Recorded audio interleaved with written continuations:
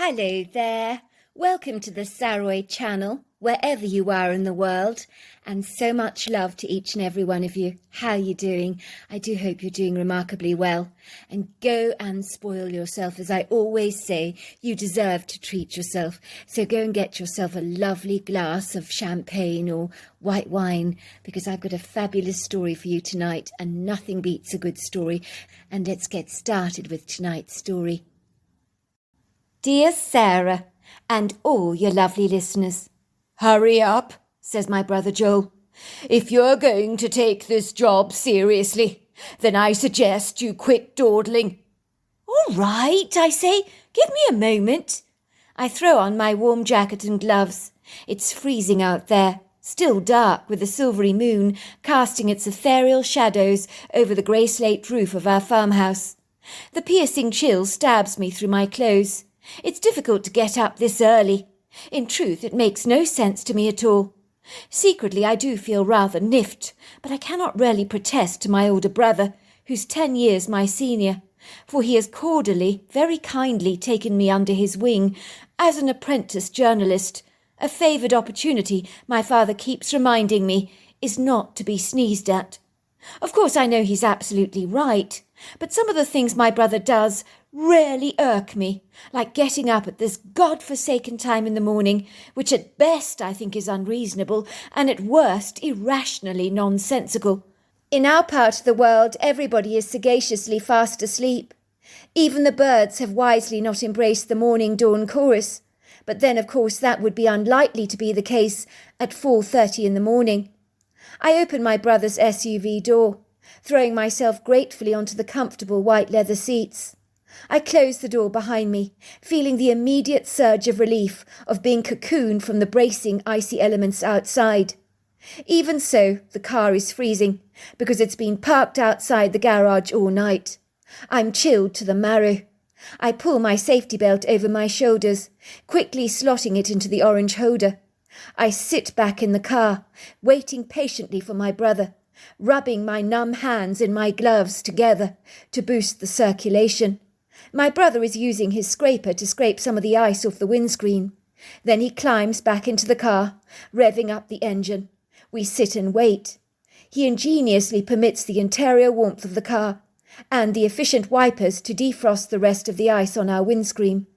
Finally, once we can see through the windscreen, the truck rolls smoothly down our long drive of my parents' farmhouse outside of Portland, while we listen to Radio 107, The Eagle, which plays all the classic hits. I bite my lip, restraining myself from saying anything that I might just regret. But once we're on the asphalt road, I feel so annoyed with my brother that the words come galloping out of my mouth like an unbridled horse, not restrained. I'm sorry, Joel. You may be a journalist, but getting me up at 4:30 is ridiculous. You don't know anything about being a journalist, sis. It's all about being first on a story. It's every journalist's desire to get that big break. If you snooze, you lose. I'm sure you've heard that before. I get it, Joel, I do, but 4:30 in the morning? It's insane. I mean, anyone we interview will be fast asleep, for goodness sake. My brother shakes his head warily. You've got a lot to learn, sis. But our first port of call this morning is to pick up a coffee and a donut from my favourite all-night coffee place. You'll feel a lot better after we've had some caffeine in our systems. I hadn't conceived that one part of the job of being a journalist that I rarely loathed was all the waiting and hanging around, in order to get that quintessential opportunity to interview someone who may look on you as part of a mercenary, dishonourable pack of wolves, literally hurling abuse at you. I can't blame them either, as recently watching how ruthlessly exploitative journalists behave in order to get a good story rather reminds me of a bunch of devious vultures, hungrily descending on a dead carcass, beating each other off to get the best scraps of meat. Others employ more unscrupulous, scandalous methods of manipulating people to their advantage, by guilefully turning on the charm, in the hope that their seductively flattering words might get them that exclusive. My brother finally drives his car into a 24-hour service station, returning with some coffees and donuts. We sit in the car together and drink our coffees. Mine is so hot I have to blow on it to cool it down. But my brother's absolutely right. The caffeine does the trick, as do the sickly sweet doughnuts, that frankly are a little sickly so early in the morning. But now I do feel wide-eyed and bushy-tailed. "So what's our story today?" I ask. My brother scans through his cell phone updates. "It's around here. I gather it happened at about 8 o'clock last night. A young woman of 22 years old. That's your age, isn't it? Well, she shot herself in the chest. I gather the gunshot woke her parents up.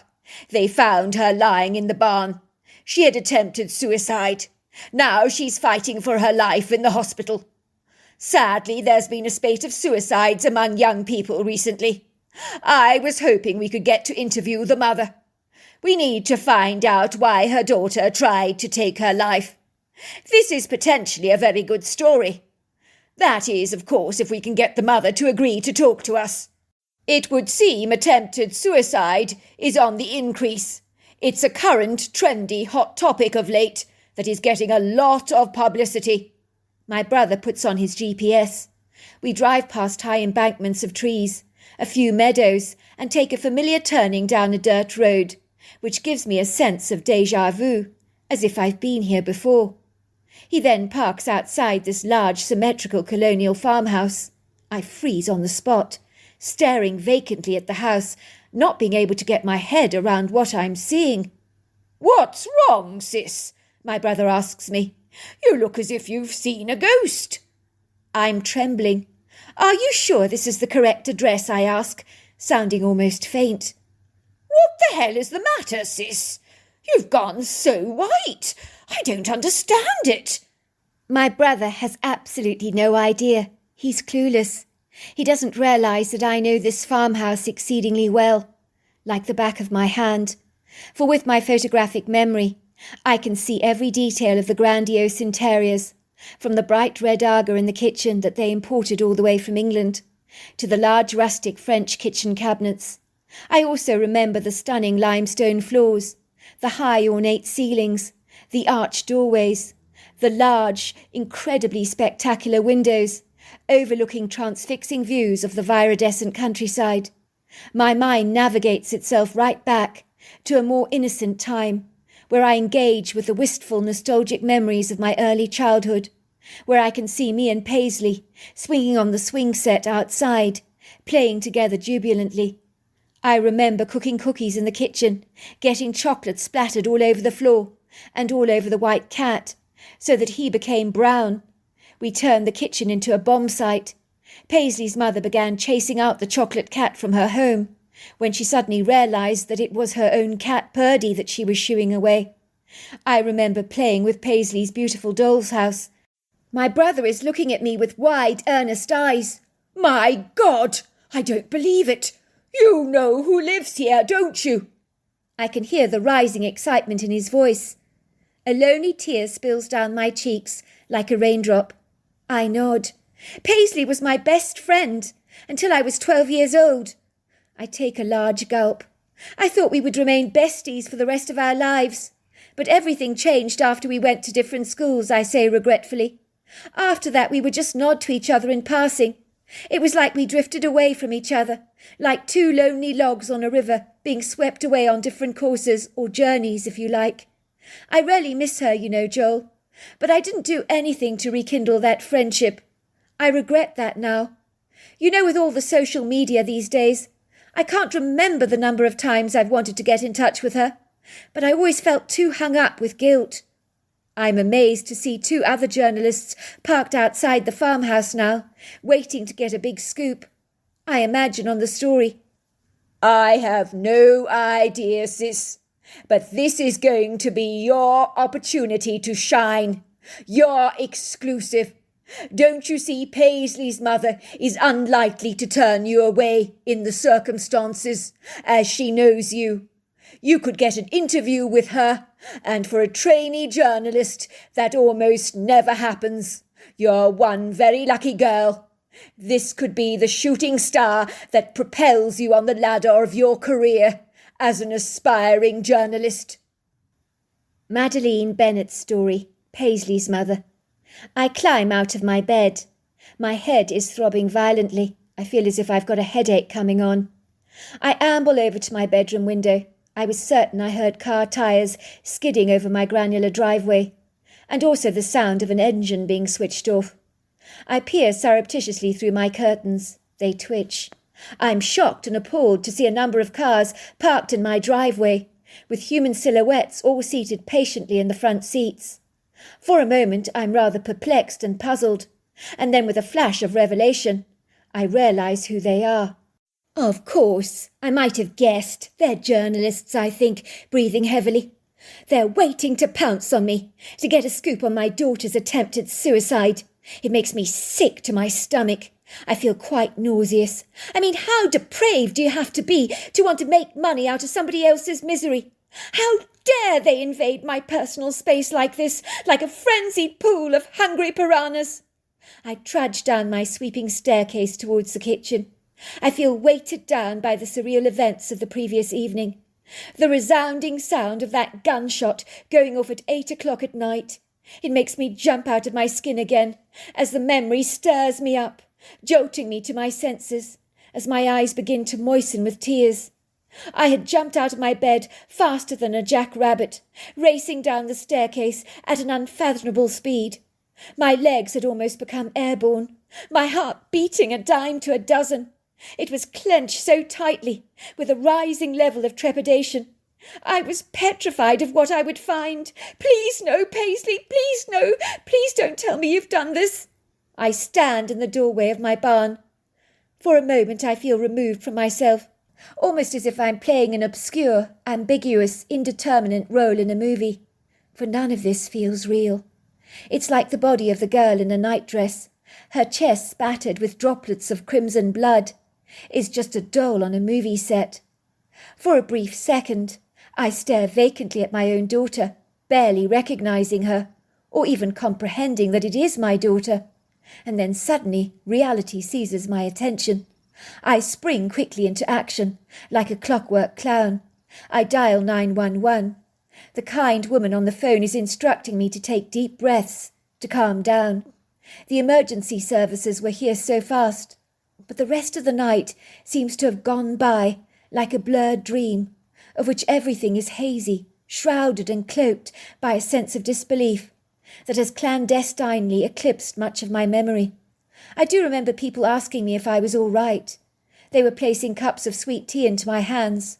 The shock overwhelmed me, until the surgeon had come out of surgery, with a big smile on his face.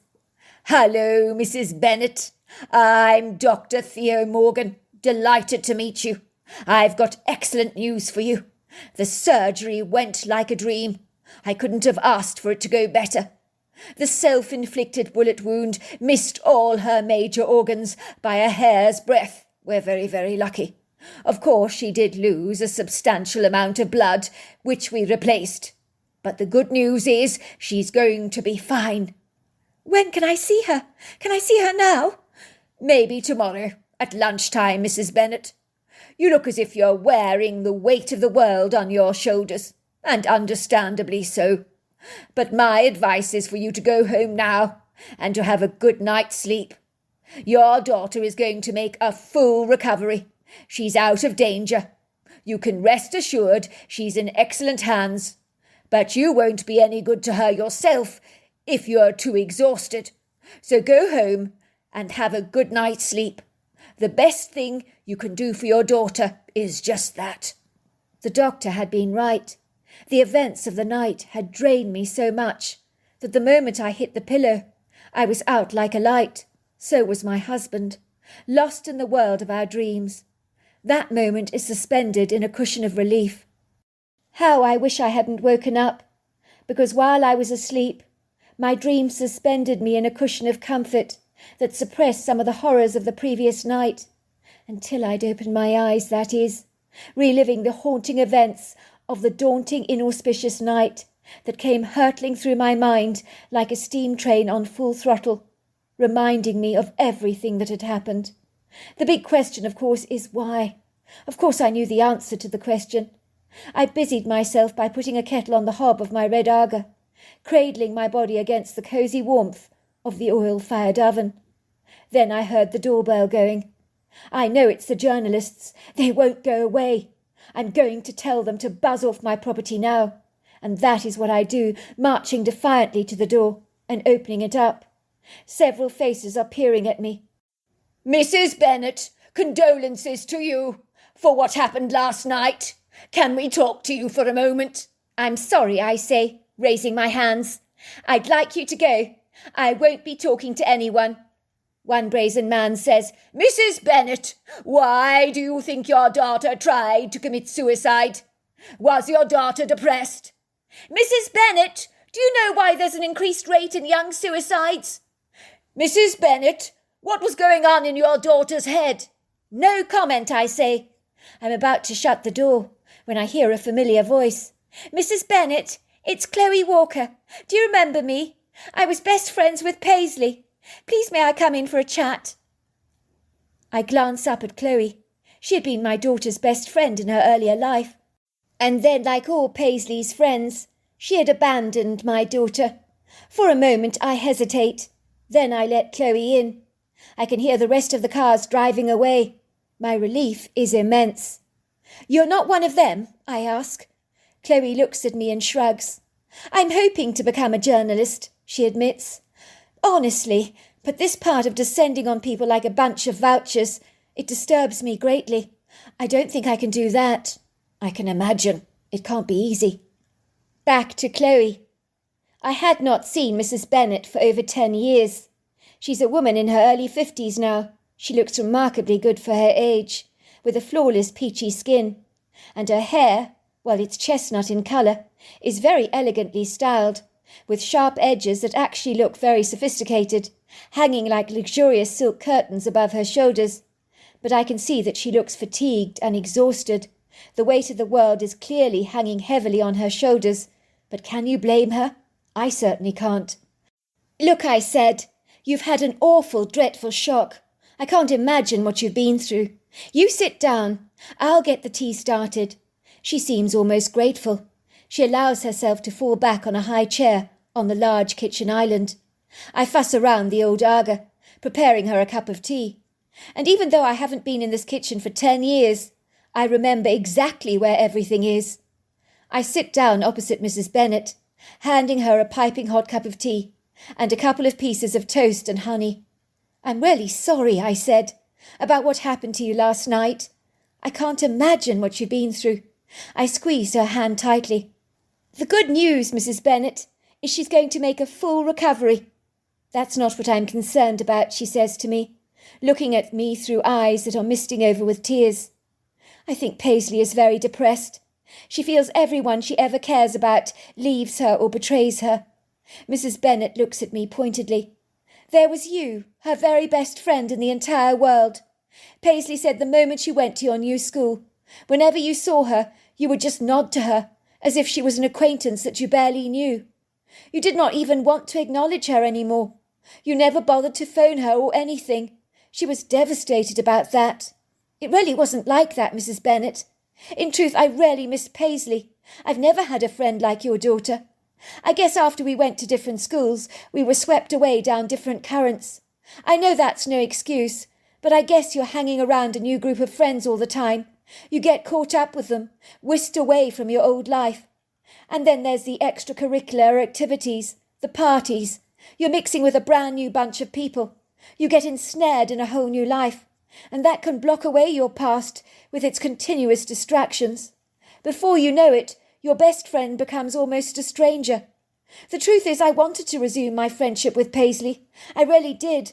But I didn't have the balls. There was a part of me that believed she'd found a brand new life for herself with new friends. Why would she be interested in a blast from the past, so to speak? Mrs. Bennet looks at me through compassionate eyes. Oh, what a tangled web we weave. I think I understand what you're saying, but Paisley didn't take your absence from her life very well. Anyway, leaving that all aside, I think it was this last month when things spiralled out of control for Paisley, she says reflectively. She pauses for a moment, taking a long sip of tea. I think me and my husband started the ball rolling. We are still together, sharing the same bed, But after 25 years of marriage, we have been discussing the possibility of splitting up for good and getting divorced. Paisley isn't taking this well. It's certainly not easy for any daughter or son, irrespective of their age, to accept the fact that their parents want to call their relationship to a halt, especially when they've been together for so long. I'm so sorry to hear that. I hope this is not impertinent of me to ask, but why do you want to get divorced? Mrs. Bennet looks at me pensively. We're still very good friends, you know. It'll be an amicable divorce. It was just one day we decided we were completely bored with each other. We wanted different things in life. So unfortunately Paisley's father is thinking of moving on to Hawaii. Paisley is not thrilled about the idea, especially when the quickest flight to Hawaii will be 9 hours. But some airlines, with a stopover destination which includes lots of waiting around, can take as long as 36 hours, which is very discouraging. Then on top of all that, Paisley's best friend Georgie emigrated to Australia 2 weeks ago. Then her boyfriend of 5 years, who she considered the man of her dreams, cheated on her. She discovered him in the woodgrove kissing her close friend, so she feels as if all her friends leave her and betray her. It just got to her. She kept saying to me that she felt so miserable, so incredibly depressed, that she wanted to kill herself. Naturally, I was exceedingly worried about Paisley's mental health, but a good friend of mine told me that most suicidal people don't tell people they're intending to kill themselves. They furtively plan their suicides in secret, you see. You have to actually look for the signs. But if a person talks about taking their own lives, she told me it was something I needn't worry about then. She told me that Paisley was just venting her internal turmoil, her disenchantment and disillusionment with life. Suffice to say, I thought she'd never do something silly like that. Ostensibly, I should never have listened to that misguided advice. I should have got help for her immediately, sent her to a psychologist to get antidepressants. But I assured myself it was just a blip on the landscape, that Paisley would soon get over it.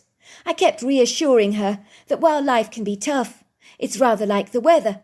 You have good cycles and bad, but you need to ride the storms in life, like a surfer on the ocean waves, as the bad stuff always passes. I mean, when the weather is bad, you can have heavy winds, thick snow, chaos all at once. I tried to explain that to her, that sometimes bad things happen in clusters, and then they go away. They pass. Did Paisley talk about taking her life often, I asked. No, it was only after she discovered her boyfriend in the woodgrove passionately kissing her friend that she said she just couldn't take it anymore. She didn't want to live. She said to me, "Don't worry, Mum. I'm far too vain to blow my brains out. Besides, it will make a hell of a mess for you. I'll do it neatly for you, through the heart." But thank God she missed. Well, she wasn't very good at biology, was she? She possibly didn't know the exact location of the heart, I tease. It's very good to see you after all these years again, Chloe. Can I ask you a big favour? Of course. I'd like you to be the first person to go and visit Paisley. She could really do with a friend right now. If she knows you're interested in resuming your friendship with her. She pauses for a moment, looking concerned. I'm not being presumptuous, am I? You do want to be her friend. I take Mrs. Bennet's hand in mine. I'd love nothing better than to resume my friendship with Paisley. I've never had a friendship like hers. Oh dear, I'm thrilled to hear that, says Mrs. Bennet, giving me an effusive hug. I think your re-emergence in her life, Chloe, will be far more successful than a plethora of antidepressants or psychologists. I was surprised to find my friend Paisley in a normal but private ward. I arrived at visiting time with a huge bouquet of flowers, a large box of chocolates and a hot air balloon shaped like Mickey Mouse, saying "Get well soon." I was feeling nervous, but I knew she'd missed me as much as I'd missed her over the years. So it gave me that confident edge, as all my life I feared rejection. "She's fast asleep," said the nurse, whispering to me. "I tell you what, I'll get you a vase for the flowers, shall I? I'm sure she'll wake up any time soon. But after a gunshot, the patient needs lots of recovery time. But she is going to be fine. Physically, yes, but when someone's tried to take their own life, it's a big wake-up call. She's going to need emotional support." I move towards the bedside chair, sitting beside my friend. I can see layers of thick, glossy chestnut hair, like her mother's, tossed over the pillow. Slowly but surely, Paisley opens one blue eye, and then another. For a moment she stares at me, with wonderment, as if she isn't entirely sure it's me. She thinks she's dreaming. I watch her shutting her eyes again. Then she opens them very slowly. "Chloe," she says, "is that you? Or am I dreaming?" "It's me," I said, taking her hand in mine and giving it a tight squeeze. She sits up against the pillows and retches with pain. "Ouch!" "Does it hurt?" I ask her. "A little," she said. "Why, Chloe? Why would you shoot yourself like this? It's crazy. You've got so much to live for." I watch her eyes filling with tears. "Everyone I love abandons me, leaves me, or betrays me. I just couldn't take it any longer. It just got too much." "I'm so sorry about us, Paisley. I'm sure among the people you think abandoned you, I must come to the top of that list. The truth is, you've always been in my heart. Nothing can ever erase that. You were my very best friend in the entire world. If you will have me again, I would love to continue our friendship where we left off when we were 12. I always wanted to contact you, on the social media I mean, but I was so scared of rejection, afraid that you'd found brand new friends and had no place for me in your life." "I felt exactly the same way," said Paisley. "You're the best friend I ever had. I wanted to get in touch with you, but I thought you might think you'd outgrown me. I was so afraid of being cast aside. You looked so busy with your new life. I didn't think you had any space for an old friend like me." "What are we both like? We're ridiculous.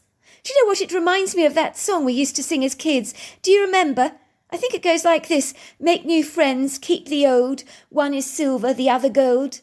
A circle's round, it has no end. That's how long I want to be your friend." "Yes, I remember we used to sing that song." I feel exactly the same way about you, Paisley. Just like that song. Nothing is more precious than an old friendship. I want you to promise me that you'll never try to kill yourself again. I'm just jolly glad you were so dreadfully bad at biology. You possibly don't even know where your heart is." Paisley chuckles. "That's true. I was horrendous at biology, and also far too vain to shoot myself in the head. The idea of leaving that mess behind was all-consuming." Paisley sits up on her bed and looks at me excitedly. "I've got something so amazing to tell you that happened to me. I've been looking for someone to tell, someone special. Have you ever had a day when the most wonderful thing happened to you and the most dreadful thing at the same time? So part of you is filled with joy and another part of you is ravaged and devastated, like when it rains and the sun shines at the same time, almost as if the weather's confused, rather like a mixed bag of goodies, I suppose. Well, what happened? I'll tell you the story from start to finish, shall I? Please do." Paisley's account. "I was in an exceedingly bad place in my life, as you know. One of my closest friends had emigrated to Australia, and although I could speak to her every day, with the different time zones, it became increasingly difficult. Then my parents promptly decided that they were seriously thinking of a trial separation or getting divorced. They announced this to me with such a nonchalant attitude, almost as if they were telling me we were having blueberry pancakes for breakfast. It was exceedingly bizarre. I hadn't seen this coming. My parents never fought a day in their lives. They were a solid wall of security in my life that suddenly came crumbling down before my very eyes, without any red flags or warning bells, so to speak, to prepare me for this fortuitous tsunami. I asked them why they were thinking of leaving each other. My mother told me because they were frankly bored as hell with each other. I tried to reason with them, speak common sense to them, telling them that they are responsible for their own happiness and for making their lives exciting and adventurous. If they're bored or jaded, then it's because they're not making a conscious effort with their relationship. They should start dating all over again, going out to dinner more, maybe even sometimes having a brief sabbatical from each other, where one goes away on a bridge holiday for 3 weeks, the other to Italy for a cooking course, so that they can appreciate each other when they come back. So they're meditating on my sagacious advice. Then, if that wasn't bad enough for me, I began to notice my boyfriend's aloof, impassive and standoffish behaviour was becoming increasingly disengaged, detached and rather remote towards me. I observed he hardly ever popped around to visit me anymore. He always came up with 101 excuses as to why he couldn't visit me. "I've got to work late tonight. The boss is forcing us to work very late." I'm having dinner with the parents. I can't let Mum down. One day I discovered a woman's diamante earring and a lipstick in his car that didn't belong to me. I smelt a rat. I think you can have a sixth sense when someone is cheating on you. I asked him, who do these belong to? Oh, that belongs to a colleague from work. She needed a lift the other night. Being a gentleman, I volunteered to drop her off home. I think she must have dropped the earring and the lipstick in the car. I could tell he was lying. His expression was shifty, his words spoken far too fast. His brown eyes avoided my gaze. I decided to give him the benefit of the doubt, but this heavy oppressive feeling hung over me, almost as if I was carrying a weighty bag of books with me wherever I went.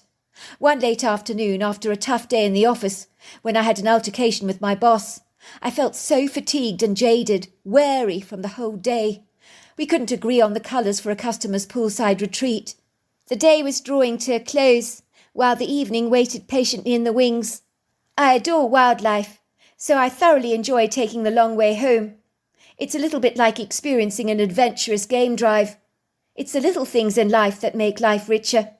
That's when I see my boyfriend's truck, parked outside one of the more remote hiking trails. At first, I'm nonplussed, not knowing exactly what to think. What is his truck doing parked in a large clearing outside a wood grove at this uncharacteristic time of the day? Maybe he needed to take a leisurely stroll after a saliently difficult day in the office. I know he personally loves this trail. He's always been a great rambler. Or could his unorthodox reasons for being here be infinitely more nefarious, I wonder? The contingent likelihood that he could be entertaining a woman in the woodgrove for an early evening picnic flickers through my mind, like the bright red flashing warning lights of an emergency vehicle, alerting me to this horrifying reality. After all, he'd brought me to this woodgrove on romantic evening picnics before, so if he was cheating on me, there was a very high probability he would bring his new lover here. I'm now fired up with curiosity, a rising level of solicitous apprehension. I have to find out exactly what's going on. Fortunately, I find my trainers and walking gear in the back trunk of my car. I hastily open the trunk, slipping on a pair of jogging pants that I find bunched up in a duffel bag, along with my sneakers. So I slip off my court shoes and put on my sneakers, and I find a torch which I take along with me as well. I walk towards the woodgrove, my heart thundering in my chest violently, my nervous anxiety twitching through my body like dozens of little electric shocks. I discern the sky above me is marvelled in a mottled grey colour. The disc-shaped yellow sun is dipping over the horizon, embracing the sky warmly, with splashes of yellows, bright tangerines, pinks and oranges. It's exceedingly transfixing. I walk away from this granular clearing, up a slight embankment, down the dark, fertile earthen trail of the woodgrove, which is made up of big-leaf maples, ponderosa pines, black cottonwoods and Douglas firs, that stand up proud and tall, like vertical masterful giants, resplendently adorned in opulent viridescent finery. In the late afternoon the forest is darker, but soft shades of this orange light dance through the canopy, bespeckling the floor in disco-like balls of moving colour, that caress the ferns, wild flowers, shrubs, variegated creepers and sumptuous verdant mosses. So as I walk on the ground, it feels soft under my feet. I drink in the fresh, crisp smell of the air that is so richly anointed with the smell of wild flowers, the earthen floor, mosses, pine, along with the buttery sweet notes of the ponderosa pine trees. I can still hear the pretty tinkering of birdsong. It's so magnificently beautiful in this woodland sanctuary that for a brief moment I forget all about my troubles and about my boyfriend, as my senses are completely infused with the wondrous, captivating marvels of nature that absorb my attention with a reverent allure, rather like a ravenous sea sponge. All of a sudden, I stop dead in my tracks. I simply can't believe what I'm beholding. I discern this dark, ambiguous silhouette peering through the branches assiduously, engaged in watching something rather riveting that has clearly solicited his scrutiny. I stop. I become as still as a tree, gawking in astonishment. I can't imagine what this creature is, for it's not shaped like a bear, but it's distinctly humanoid, with a pencil-straight back, Strong, powerful, brawny proportions, accentuated by distinctly pronounced muscles. He has prodigious legs, substantial in both size and strength. I might know what this is, I think. Could it possibly be a Bigfoot? My heart pounds with excitement at this prospect. I don't believe I'm noisy in my stealthful approach across the dark, black, fertile floor, as I wasn't compelled to draw attention to myself, for in this poignant moment, fear had not entwined my thoughts, for my fascination had distracted those immediate instincts that would propel me to run away in normal circumstances. This anomalous, daunting creature, that I suspect might just be a Bigfoot, senses my presence. A distinctive, pointed pyramid-shaped head swivels round in my direction to look at me.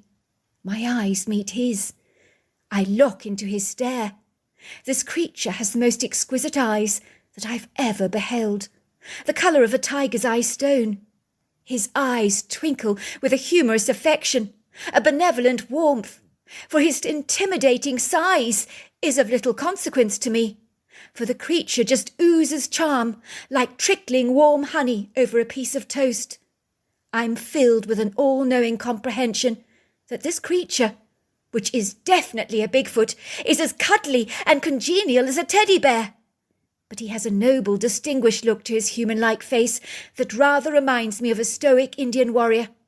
He possesses prominent high cheekbones, a perfectly chiselled square masculine jawline. The creature turns around to re-engage in his former focus, as if he is watching a movie through the branches of the trees. To my amazement, he begins to mime. Of course, I didn't realise what he was exactly doing at the time. He puckers up his lips and acts like he's smooching someone. Then he oscillates his overlong arms in a long, sweeping motion, as if he's running his arms up and down a long back. Then he acts like he's eating something rather delicate, popping it into the back of his mouth and chewing it rather seductively. And then he sips something, as though he's drinking a glass of something very fine, possibly a fizzy glass of champagne. His imitations or reenactments are hilariously funny. He's a natural comedian. I start giggling. I can't help myself. The creature's hilarious. I'm enthralled. The creature is delighted by my reaction. So he needs little encouragement and continues miming, with sweeping, effusive gestures, tender smooching, caressing movements.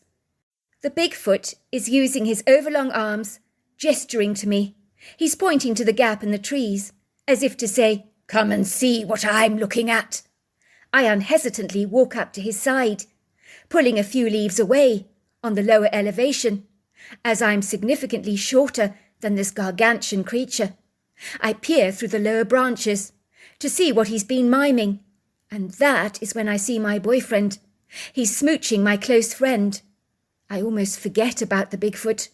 I move swiftly away from the tree, storming through the undergrowth angrily, towards the two people lying on the picnic blanket, gazing adoringly into each other's eyes. "Now, isn't this very nice and cosy? So what's going on here?"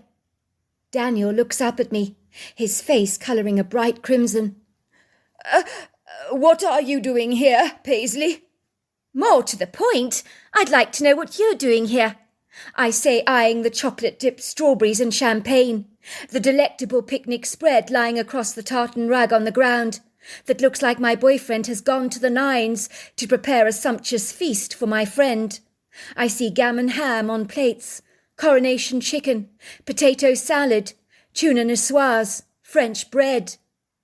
Daniel follows my gaze as my eyes rest on the fizzy bottle of champagne and the chocolate-dipped strawberries. His face washes over in a tidal wave of trepidation. "It's not what you think," he says very fast, as if frantically searching for a reasonable excuse to explain away his cosy little tete-a-tete with my very good friend. He's going to have a job explaining this. "We were just discussing what we're going to do for your upcoming birthday party." He's trying hard to pull the wool over my eyes, but I'm not easily fleeced. "Stop lying to me, Daniel. I saw the two of you kissing. And as for you, Chanel, I thought we were good friends. How could you betray me like this?" I can't believe it. It means nothing, said Chanel, her face also going crimson with embarrassment. She fails to look at me in my eyes. I was just having fun with Daniel. It's nothing serious, I promise. Please, Paisley, don't be mad. You're my best friend. I don't want to lose our friendship. Your boyfriend, he doesn't mean anything to me, I promise. I'm your friend, I scoff. Really, Chanel? You consider me a friend? Is that right? Now let me see. That's exceedingly informative. If this is the contempt in which you treat your friends, I'd love to see how you treat your enemies. Oh, don't be like that, said Chanel. Don't be like what, Chanel? Don't be upset as you viciously stab me in the back with so much contempt like this. No, I won't get upset, Chanel, and I'll tell you why. Because people like you, with the insouciant value system of a gnat, the heedless emotional intelligence of a bluebottle fly, the prideful heart of a black widow spider, are worth 2 a penny, a dime a dozen. You know why? 'Cause they cheapen and devalue every single thing they touch, like you have done with our friendship. You both are pathetic. Frankly, you deserve each other. Enjoy your picnic. The champagne and the chocolate-dipped strawberries as well. And you know what? I hope you choke on them. Please, Paisley, don't be like this. Let's talk. You can't just throw our relationship away, as if it means nothing, says Daniel earnestly. I mean, we've been together for 5 years. You can't drop me like this. Can't I just? I think you'll find you did a good job of that yourself, Daniel. You take care of the things you value, don't you? Not treat them with such opprobrium. It's over between us, I say, my eyes misting over with tears, and I begin to walk away. But Paisley, it's you I love. Chanel means nothing to me, nothing at all. It was only a bit of silly fun. But you, Paisley, you're the jewel in my crown. I ignore Daniel. I walk away, filled with a stinging anger and an aching, throbbing pain, as if someone has stabbed me with a sharp knife thousands of times over. To my surprise, the Bigfoot that has been hiding behind the trees, imitating the 2 lovers, begins to follow me. He looks at me through his wide, beautiful brown, deep-set eyes that brim with a silvery pool of compassion. For a second I hear a voice in my head saying, "Please, don't be sad. You're a beautiful soul." I realise the creature has spoken to me telepathically. This has never happened to me before. I'm gobsmacked. I hear his words again. Please don't be sad. The creature glides with me side by side. I'm ever grateful for his companionship. His kind eyes soothe my sorrowful heart. I retreat from the forest down the embankment towards the clearing where my car is parked, with the Bigfoot anchored by my side, his presence holding up my flagging heart. He pats me on the back reassuringly. I climb into my vehicle. I don't want to leave this kindly soul behind, but I have to get away from those 2 guileful human monsters in the woods that have broken my heart. That's what I need to escape from. The Bigfoot is clearly concerned about me, as he runs on the side of my vehicle on the sandy road for a few minutes, looking in at me. Don't do anything silly, he says in my head, almost as if he predicts what I ultimately will be driven to do. Then he stops in the middle of the road and watches me drive away. When I got home, I received an SMS from Daniel saying, "Don't think we were fooled. You obviously hid your car away. We knew you were the one throwing pebbles at us. That was a cheap, childish stunt to pull. But despite everything, I love you. We need to talk." Despite everything, I think to myself, despite a few pebbles being flung at you, you're willing to talk. How very decent of you, Daniel. It's in this brief moment I realise that the Bigfoot must have been throwing pebbles at the people that had hurt me. And I feel warmed that the Bigfoot had been sticking up for me, but I knew he would never have hurt Chanel or Daniel, because he had an incredibly good heart. Of course I went home and was desperately upset, and a day or so later I just couldn't take all the betrayal anymore. I grabbed the rifle, and the rest is history. I guess I just wasn't thinking. I know, I said, squeezing my friend's hands. Sometimes in the heat of the moment, when things build up, we can do things we regret. I'm just thankful that you're such a lousy shot. But boy, what an incredible story you've just told me. It is an incredible story. And I'm glad I'm a lousy shot too, she agrees. To cut a long story short, me and Chanel resumed the friendship we had as children. And truly, those old friendships are like gold. They're worth salvaging. They really are. So there you are. That's my story. Wow, what an incredible story. Until next time, goodbye and good night.